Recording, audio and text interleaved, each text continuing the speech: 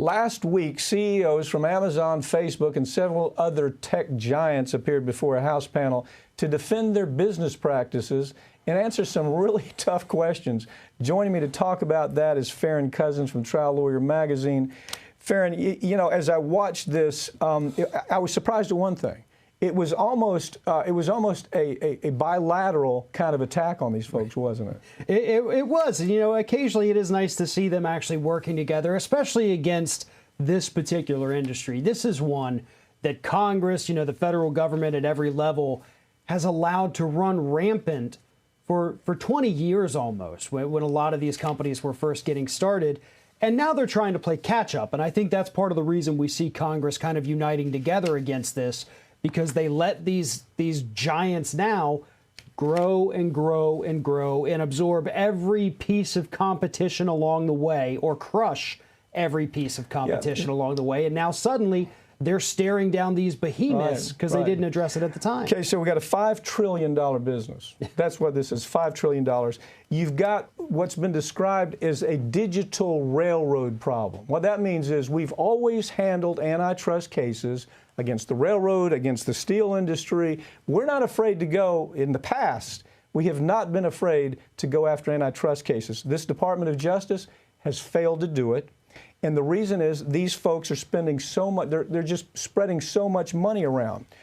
You know, the easiest thing to me is to go after them on, just absolutely say, look, your 230 right, your Chapter 230 right is gone. Take it. Yeah, absolutely. And for anybody who's not familiar, the 230 protection says that any of these giants, specifically really, though, the social media ones, Facebook's, Twitter's, LinkedIn's, they're not responsible for anything that gets posted on their website.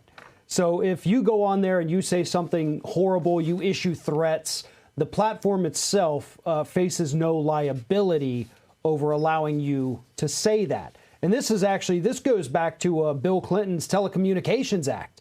They included that as part of the Telecommunications Act that Bill Clinton signed into law. And a lot of what we're seeing right now... It was a gift. It was take care of me, I'm Bill Clinton, and I'm going to give this to you, which is crazy. Well, and that's a lot of the problems we see with these giants does stem from the Clinton administration. When he deregulated further the media industry, it included these soon-to-be giants. Okay, let's talk about that just a second. Clinton comes in, I swear to you, it was about Clinton and the Democrats, and we're going to get all this favorable press if we do these things. So what did they do? And go back to 1980, I think there were almost 60 different independent news medias that covered the entire country. Now it's down to 3. Okay, that's where it led us. So they're looking at the same thing here. You're looking at this machine that appears to be above the law. I mean, they can just do whatever they create this nanny. You know, we now have this new nanny momentum. We're going to decide what you can read and what you can't read. If we find it offensive, you can't read it. We're going to censor it. This is out of control, and I was shocked not to see warm and fuzzy Jack from Twitter not on that, weren't you?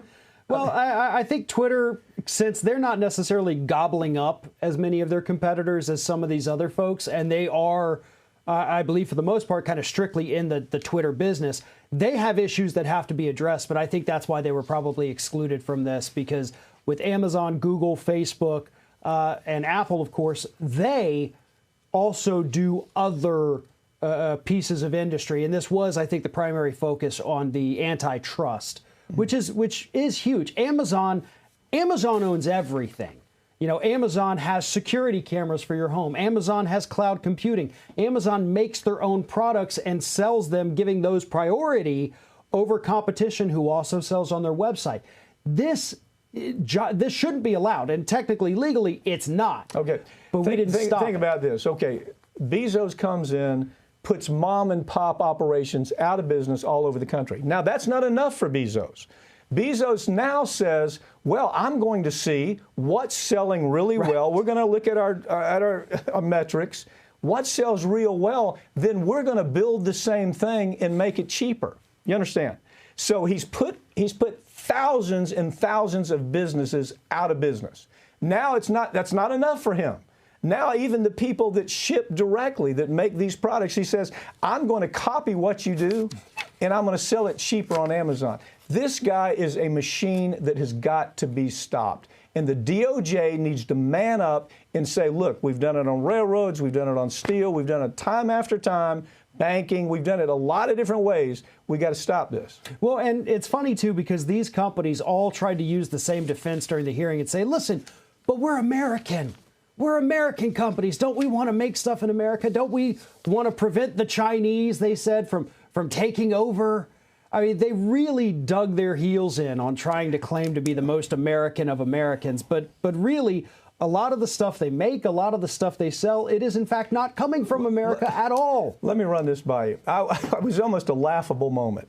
CEO of Google, sir, look, let me talk to you about your censorship. Let me talk to you about what you've done to the left and to the right. Let me talk about how ridiculous your censorship is. The guy comes back and he says, oh, no, it's a coincidence. These are just algorithm mishaps. Did you hear that? It's algorithm mishaps. Oh, there's nobody over it. Look, it's happened to us, hasn't it? Yes. Talk about Saudi Arabia, right? We did a story on Saudi Arabia. You did it. I did it. Talk about that. Right. We had a good segment. We were talking about arms deals to Saudi Arabia.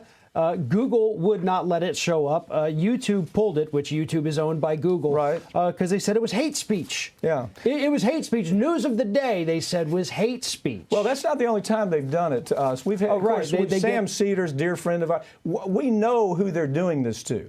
And they're doing it, it is the new nanny culture. And this guy with Google, he's the nanny. Yeah. And he decides what's acceptable and what's not. It's got to end. I hope they'll keep pressure on here.